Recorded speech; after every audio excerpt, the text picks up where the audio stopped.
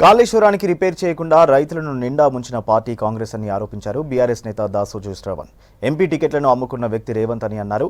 మాదిగ జాతికి టికెట్ ఇవ్వకుండా మోసం చేశారన్నారు. కేబినెట్లో ముదిరాజులకు ఎందుకు చోటు ఇవ్వలేదన్నారు దాసోజు శ్రవణ్.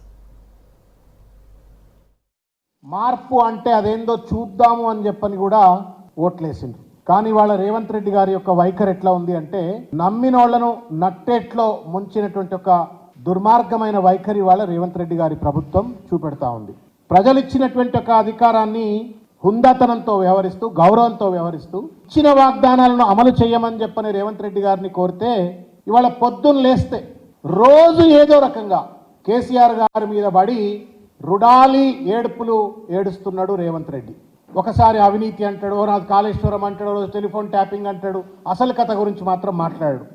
కాళేశ్వరం అనేటువంటి ఒక చిన్న ప్రాజెక్టులో వచ్చినటువంటి ఒక చిన్న రిపేర్ చేయకపోవడం వల్ల సముద్రం పారు గోదావరి నీళ్లు చేసిన దుర్మార్గానికి ఇవాళ మొత్తం కూడా తెలంగాణ భూములన్నీ ఎండిపోయినటువంటి ఒక పరిస్థితి స్పష్టంగా చూస్తూ ఉన్నాం. అష్ట కష్టాలు పడుతున్నారు ఇవాళ రైతాంగం. రేవంత్ రెడ్డి మాత్రం దేశం అంతా తిరుగుతూ ఉండే, ఆయన ఏదో స్టార్ క్యాంపెయినర్ అని చెప్పని దేశం అంతా తిరుగుతూ ఉన్నాడు. రైతులను పట్టించుకున్న ప్రాపారం లేదు. మాది ప్రజాపాలన, ప్రగతి భవన్ కాదు ప్రజాభవన్. నేను ప్రతిరోజు 1 గంట సేపు వచ్చి ప్రజల దర్బార్లో ఉంటా అని చెప్పని అన్నాడు. ఒక్కరోజు వచ్చింది, ఇంతవరకు రాలా. Rahul Gandhi suppose to be the prime minister candidate for the India alliance.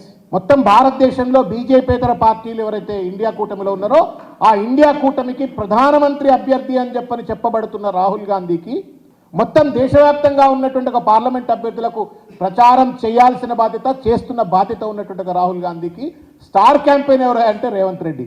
వాయనాడులో ప్రచారం చేస్తే రాహుల్ గాంధీ గెలవాలట, రాహుల్ గాంధీ గెలిస్తే దేశానికి ప్రధానమంత్రి కావాలట. What a fall of Congress party.